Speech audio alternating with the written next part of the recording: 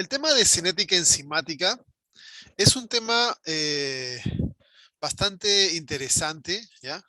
Que, que fue desarrollado hace mucho tiempo atrás. Obviamente que se han seguido haciendo trabajos, pero para que se hagan la idea, ¿ya?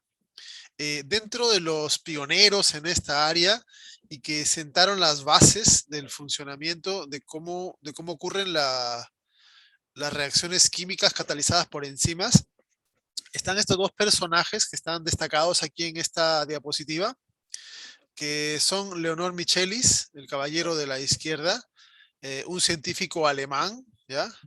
Y Maud Menten, eh, eh, una científico canadiense, si no me equivoco, ¿ya?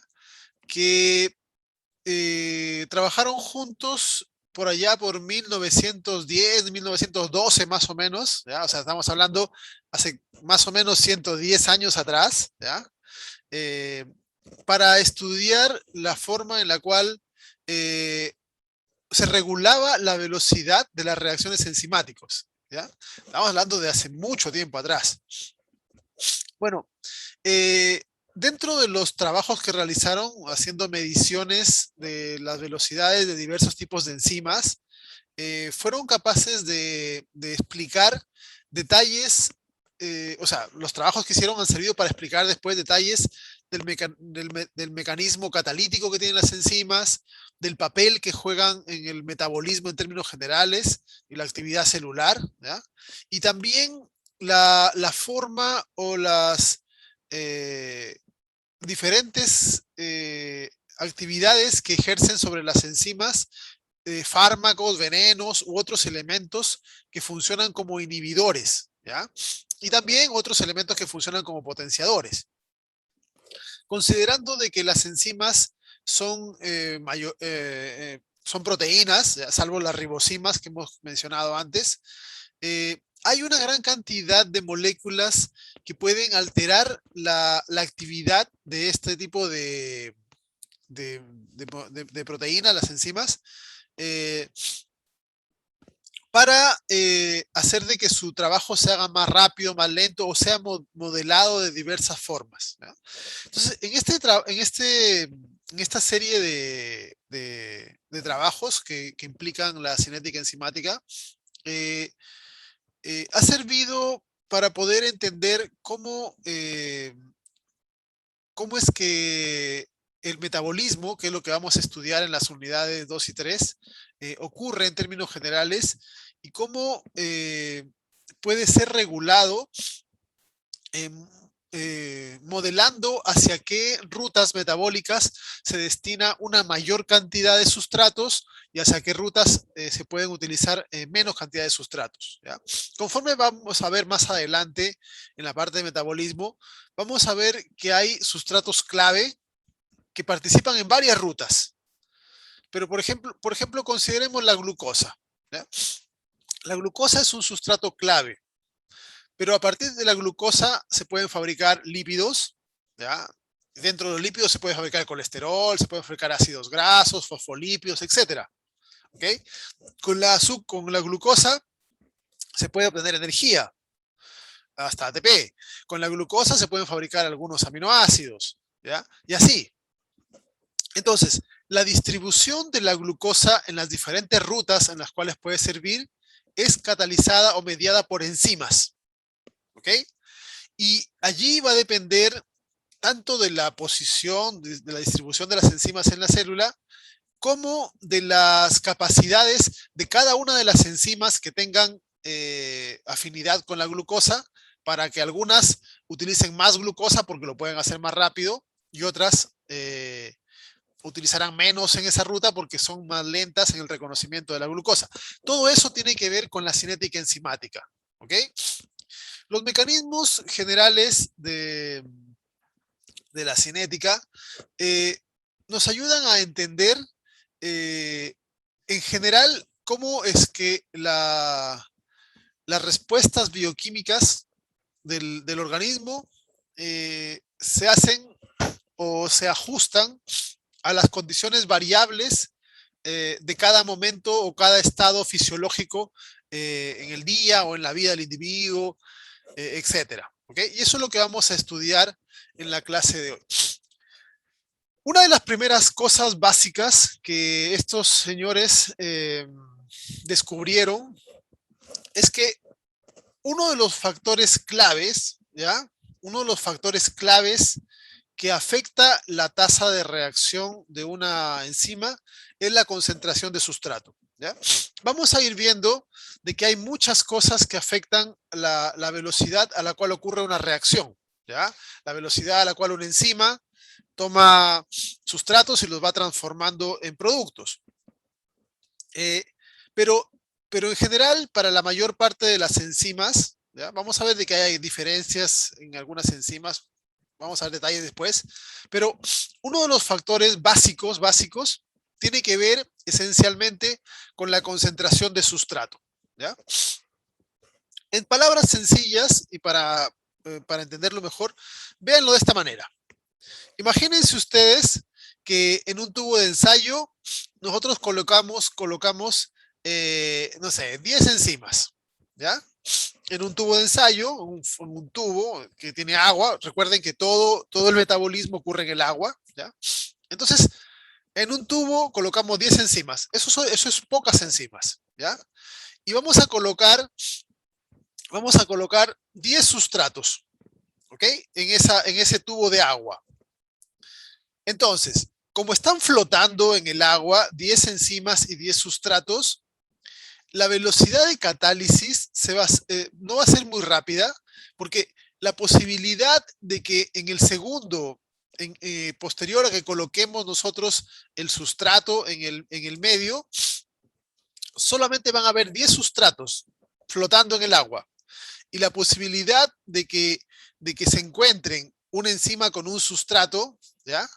Es baja, porque yo tengo solamente 10 sustratos dando vuelta en ese medio. ¿Ok? Eh, si, yo, si yo coloco mayor cantidad de sustrato, yo aumento las chances de que se encuentren una enzima con un sustrato. Vamos a hacer un ejemplo gráfico acá, ¿ya? Imaginemos lo que le estaba yo explicando acá. Yo tengo un tubo de ensayo. Aquí tengo agua. Todo ocurre en el agua, recuerden, ¿ya?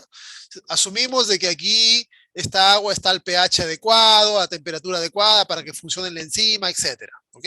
Vamos a asumir eso. Entonces, voy a colocar va a ser lo más cortito, vamos a hacer menos enzimas. Ya vamos a hacer, por ejemplo, 4 enzimas, nada más, ¿ya? Esas C representarían a las enzimas, ¿ya? Enzimas. Entonces, como tengo ahí las enzimas, recuerden de que esto es un vaso con agua, ¿ya? Donde va a ocurrir la reacción. Si yo a este medio que tiene las enzimas ahí esperando, yo le agrego 4 sustratos, ¿ya? 4 sustratos, ¿ya? Las posibilidades de que en el segundo posterior a que yo le agregue al menos una enzima se acople con un sustrato son bajas, porque están flotando y aquí es todo movimiento aleatorio. ¿Ok? Entonces, yo podría decir de que en la velocidad inicial de la reacción puede ser de procesamiento de un sustrato por segundo, porque en el primer segundo solo una enzima capturó un sustrato. ¿Ya? Por azar. Pero si yo en lugar de colocar 4 sustratos acá, yo coloco, ¿dónde está el puntero acá? Coloco más sustrato, ¿ya? Coloco más sustrato, ¿ok? Yo voy haciendo, no sé dónde está el puntero. Yo voy aumentando la posibilidad de que más enzimas capturen sustrato más rápidamente, porque aquí es todo aleatorio, ¿ya? Entonces, si yo pongo, no sé cuántas hay acá, unas 20 sustratos, la chance de que por azar se encuentren rápidamente una enzima con un sustrato va a ser mayor.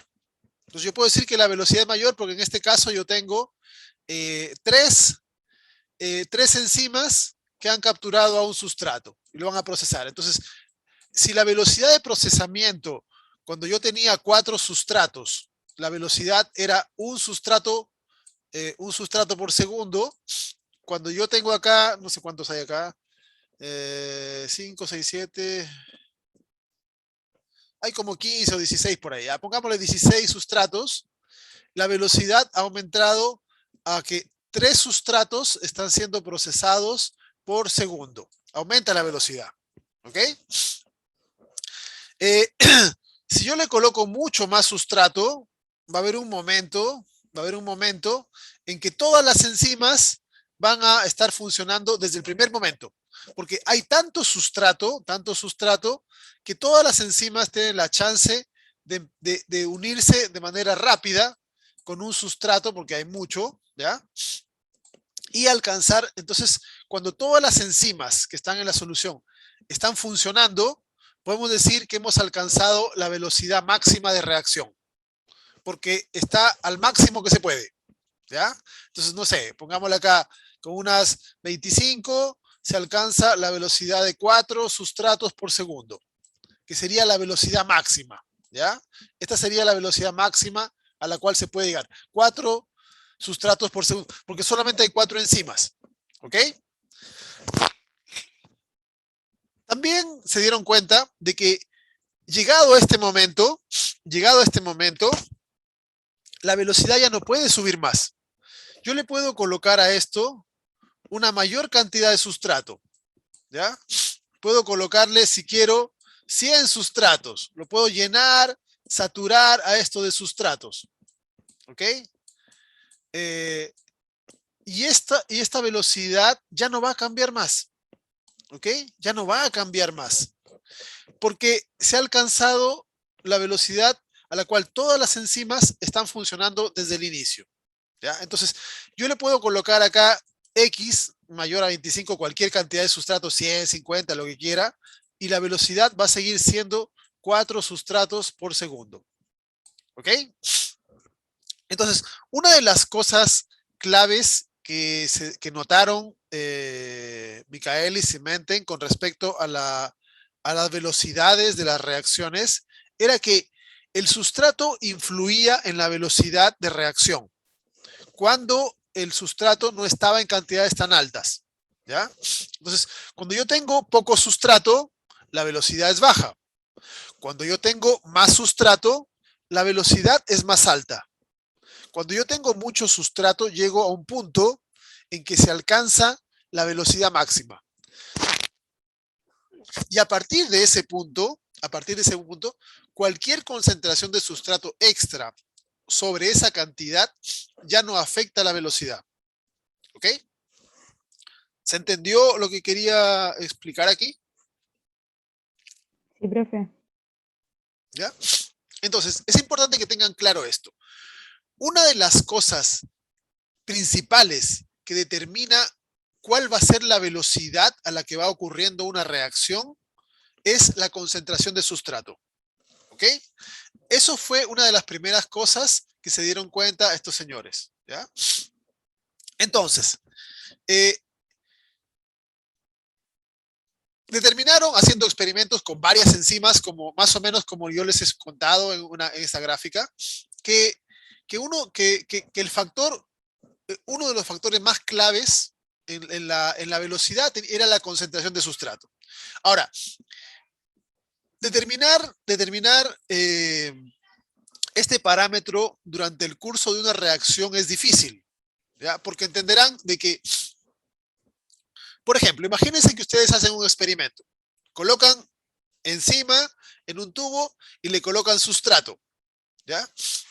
Ustedes van a saber cuánto sustrato colocaron al inicio, pero si han pasado 2, 3 segundos, ya no saben cuánto sustrato hay, porque en el primer segundo ya va a haber varias enzimas que van a haber transformado el sustrato en producto. Entonces la concentración de sustrato está disminuyendo porque está siendo transformado en producto. Si pasan 3, 4, 5 segundos, van a haber más transformación. Entonces, es difícil saber cuánto sustrato tenemos en cada instante. ¿Ok? Porque va siendo transformado por la enzima.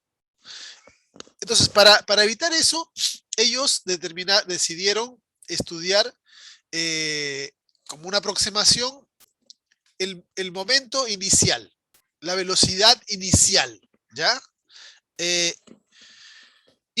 Determinaron más o menos lo que yo les he explicado, que cuando hay bajas concentraciones de sustrato, la velocidad inicial, la velocidad a la cual se inicia la reacción, cuántas enzimas están funcionando al principio, es de un incremento casi lineal, ¿ya?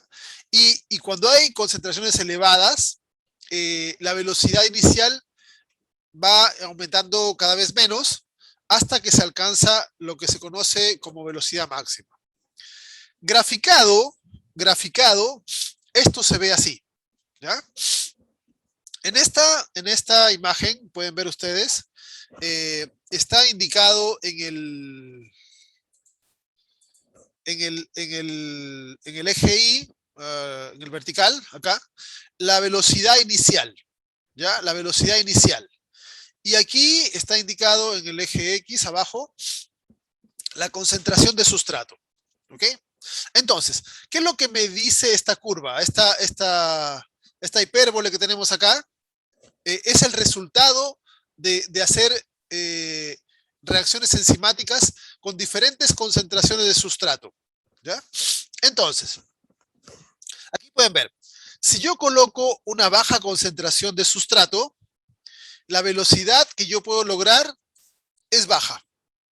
Eso es lo que hemos encontrado en el ejemplo que les di. Poco sustrato, poca velocidad. Yo aumento el sustrato y aumenta la velocidad. ¿Ya? Recuerden que esto se grafica, se va midiendo así. Aumento más el sustrato, si sigo aumentando el sustrato, la velocidad sigue aumentando. ¿Ven? Pero ahora el aumento ya no es tan pronunciado, va como inclinándose la curva. Si aumento más el sustrato, la velocidad sigue aumentando, pero ya no tanto. Llega un momento, por ejemplo, por acá, aquí tenemos esto, ¿ya? En que yo aumento el sustrato y ya casi no hay aumento. Ya casi no hay aumento. En la teoría, uno puede decir de que una enzima, o sea, una reacción que utilice enzima, podría alcanzar lo que es la velocidad máxima, ¿ya? Pero la velocidad máxima en realidad es un dato teórico, ¿ya? Es un dato teórico, porque en la práctica es imposible alcanzar la velocidad máxima, ¿ya? Hay una serie de eventos que hacen de que no se pueda lograr la velocidad máxima de una reacción, ¿ya? En la práctica es imposible de que todas las enzimas que están colocadas en una solución funcionen en el primer segundo, que cada una sea capaz de capturar un sustrato en el primer segundo y así alcanzar la velocidad máxima, ¿ya? Eso tiene que ver con el hecho de que son moléculas orgánicas y recuerden ustedes de que ya hemos conversado antes de esto, ninguna reacción química o bioquímica es perfecta.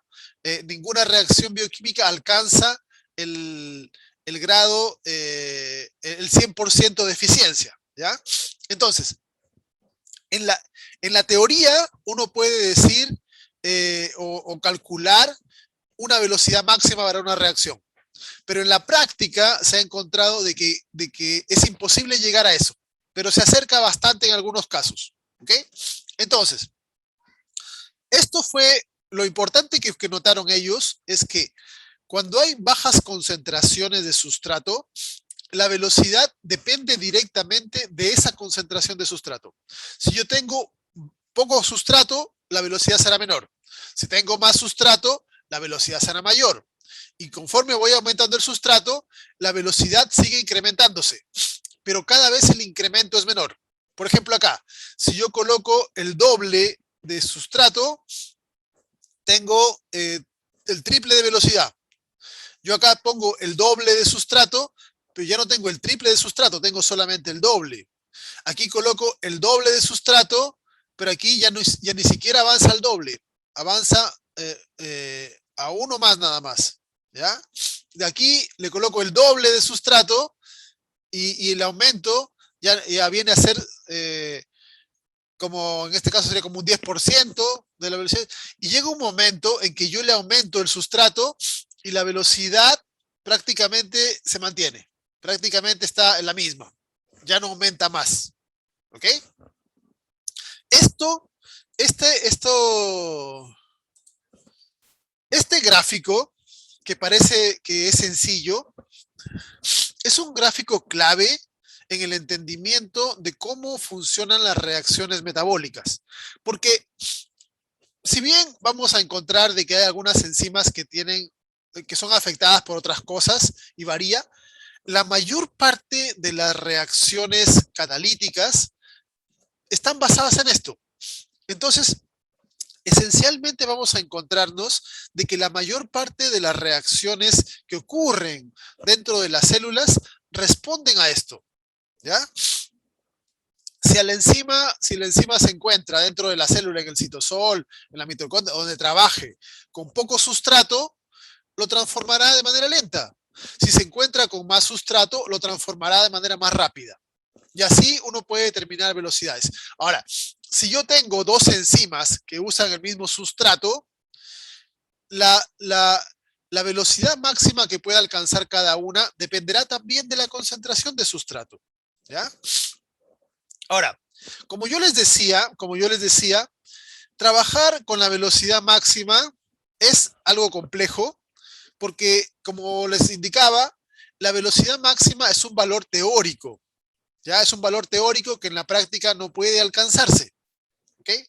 Entonces, para, para poder ajustar mejor y hacer mejor, porque aquí vamos a hablar de los cálculos, esencialmente se han desarrollado estas ecuaciones para hacer cálculos de concentración y velocidad, etcétera.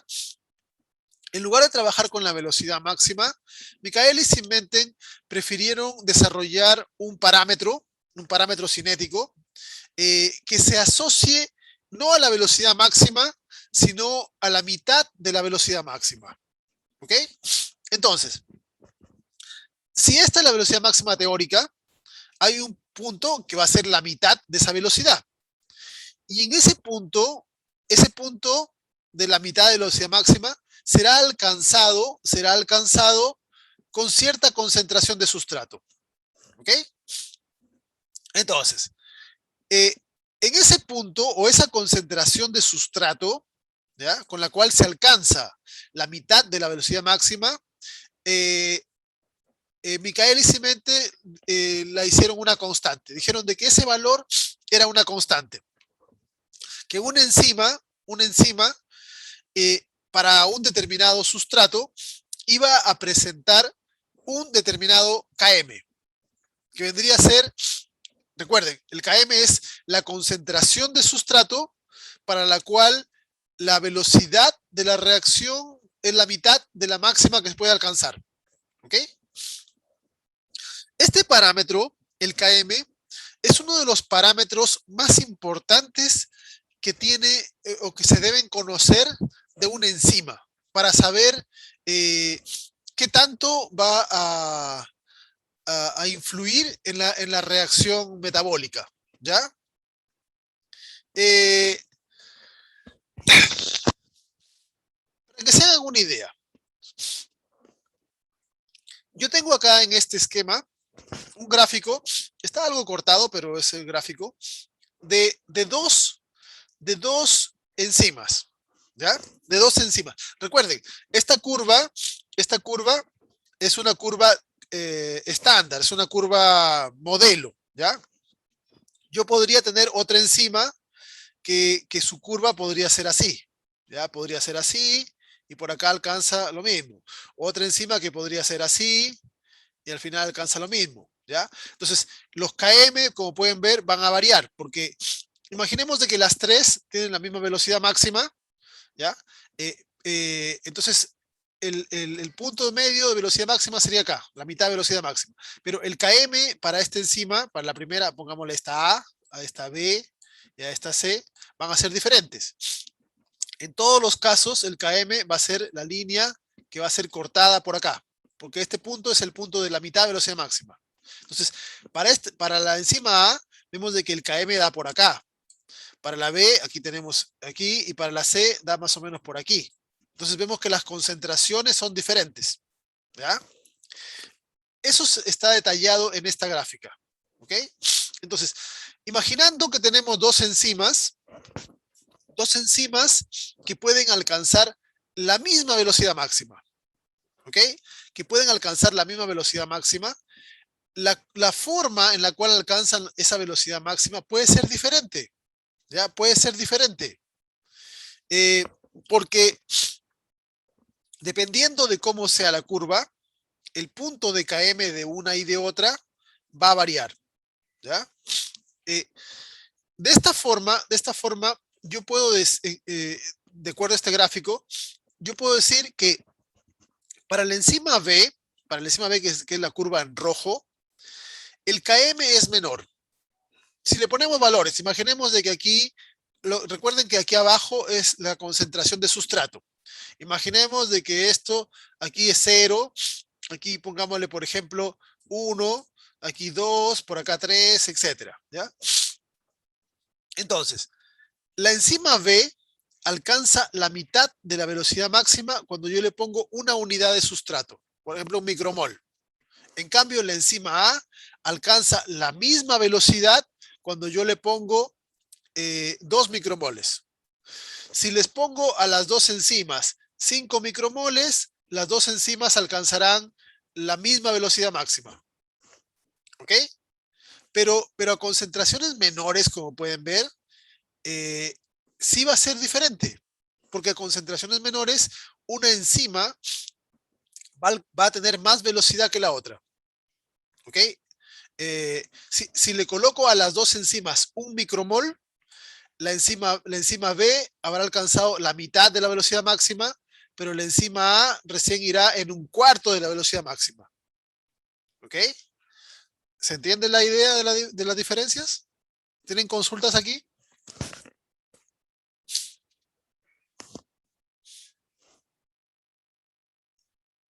No, profe, todo claro. Ya. Entonces, es importante, el KM es un parámetro importante de la enzima, ¿ya? De una enzima, cuando uno quiere hacer estudios y análisis, es importante saber el KM y la velocidad máxima que alcanza, en esencia, ¿ya?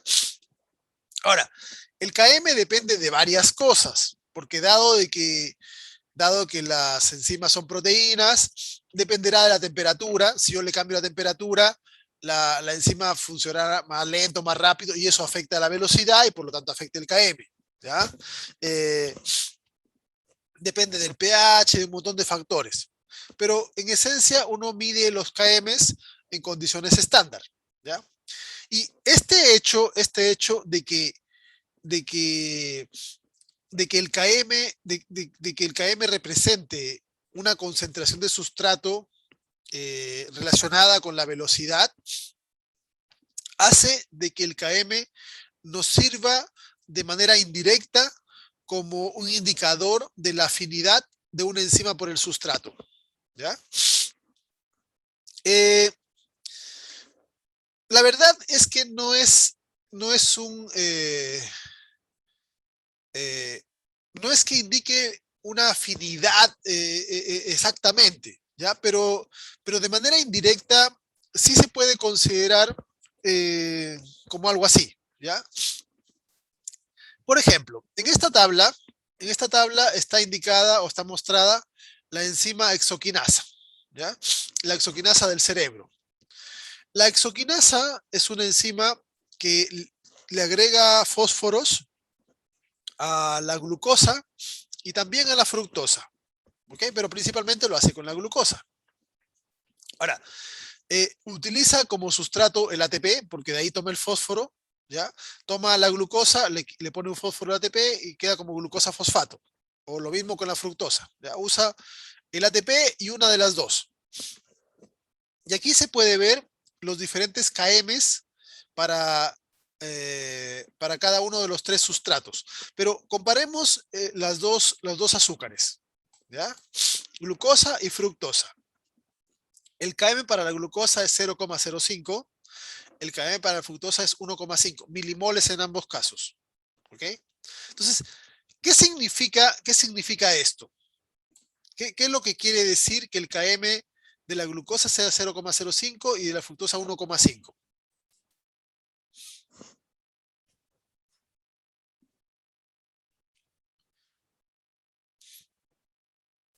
Que la fructosa necesita mayor concentración para alcanzar la velocidad máxima. La mitad de la velocidad máxima.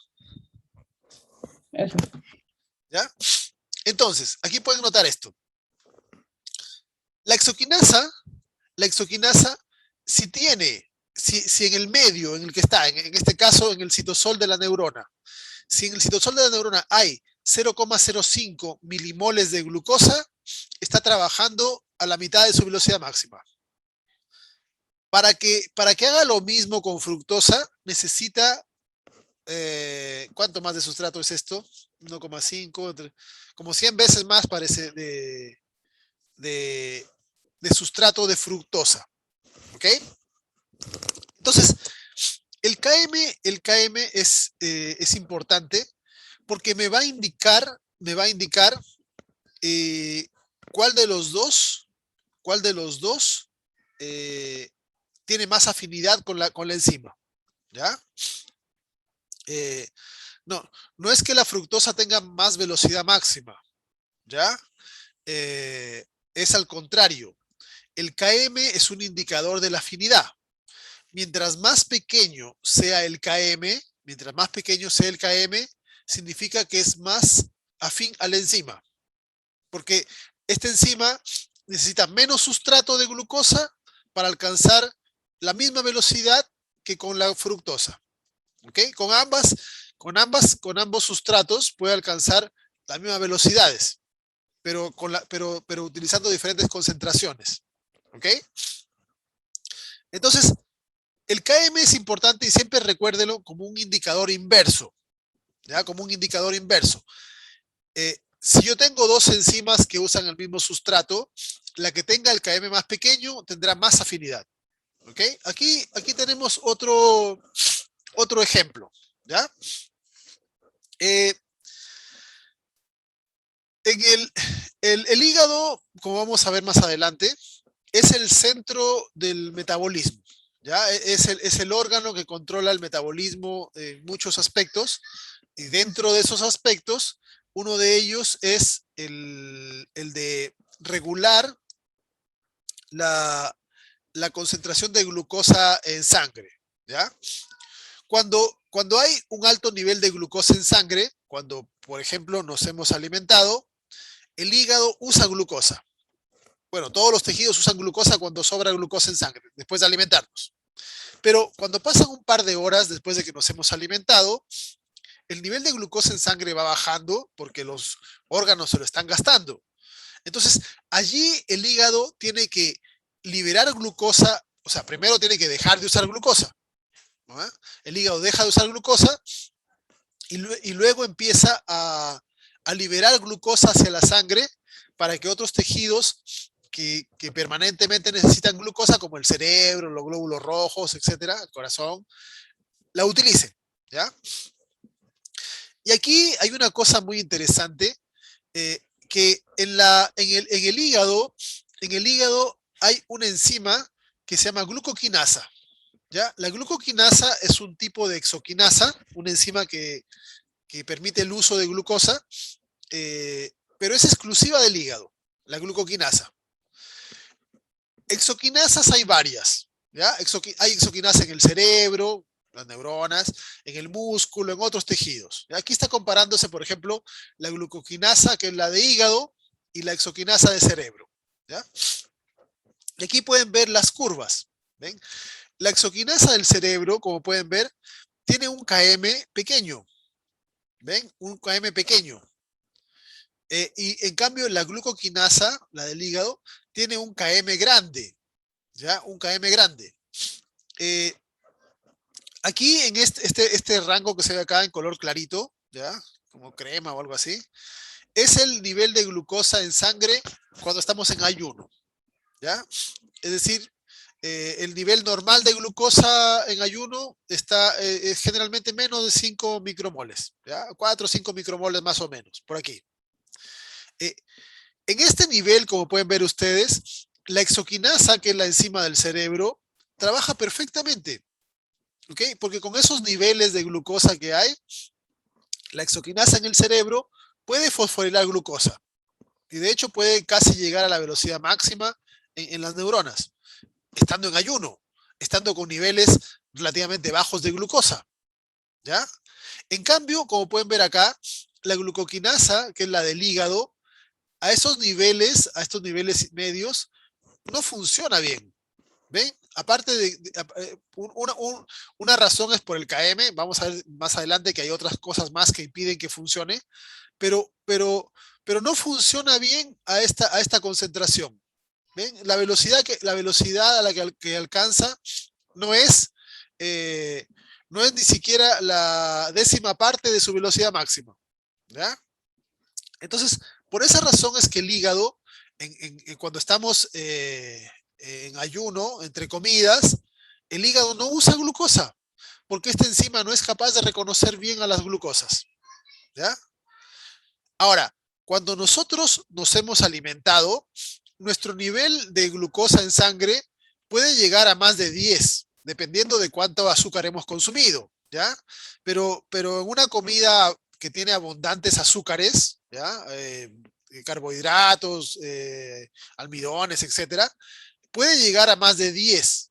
Entonces, a más de 10, la concentración de azúcar en sangre es altísima y allí funciona la glucoquinasa. Por eso es que justo después de alimentarnos, el hígado sí puede usar glucosa, porque la concentración de glucosa que hay en sangre y que se va distribuyendo a los tejidos es lo suficientemente alta para que la enzima no tenga problemas en alcanzar velocidades grandes, ¿ya? Que son de la mitad hacia arriba.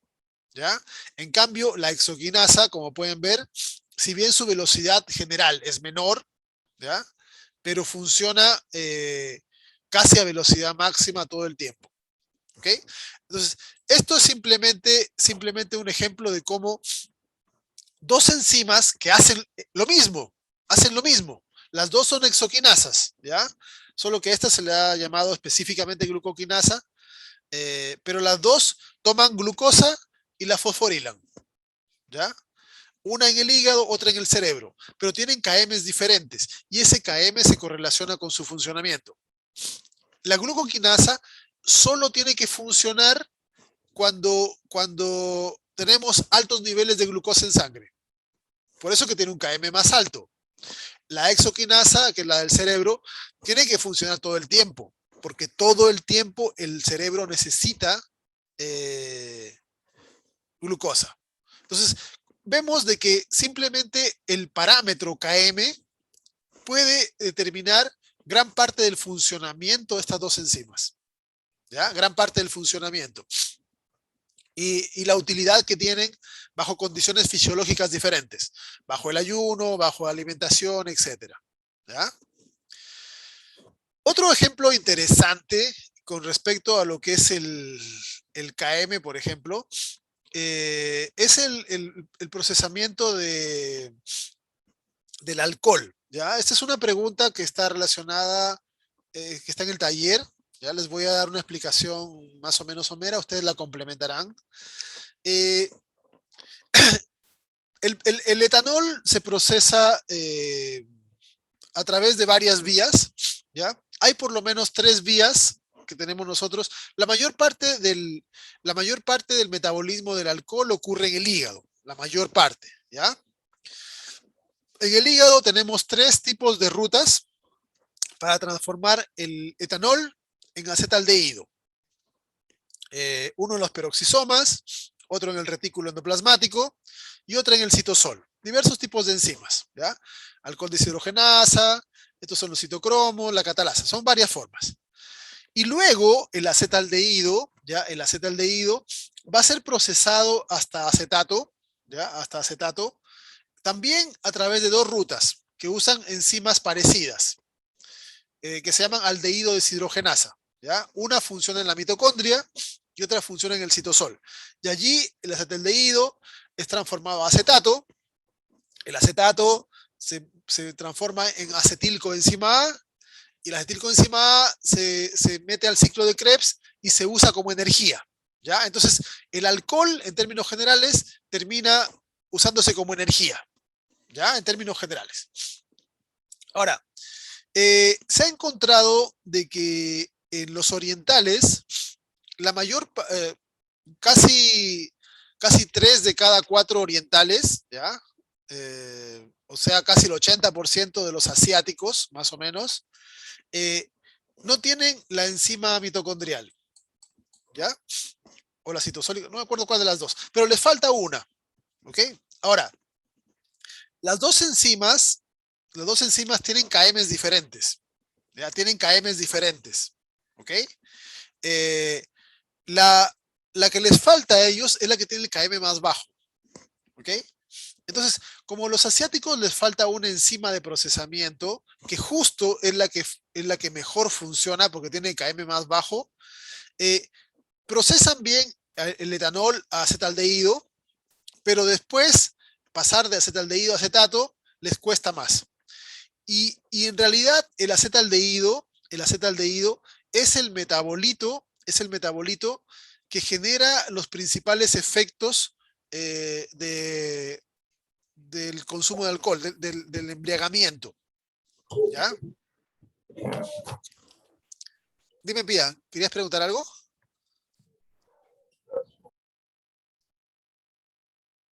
Me parece que se la activó nada más. Ya. Eh, entonces, es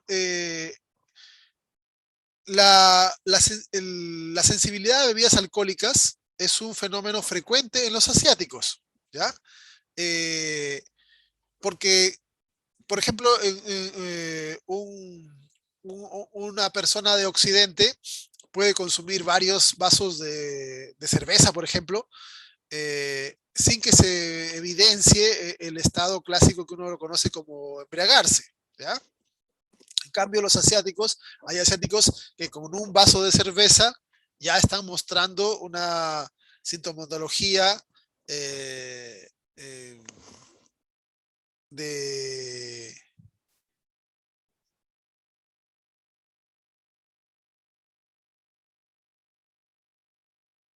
una sintomatología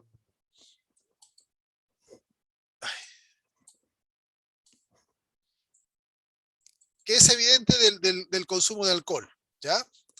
Eh, las,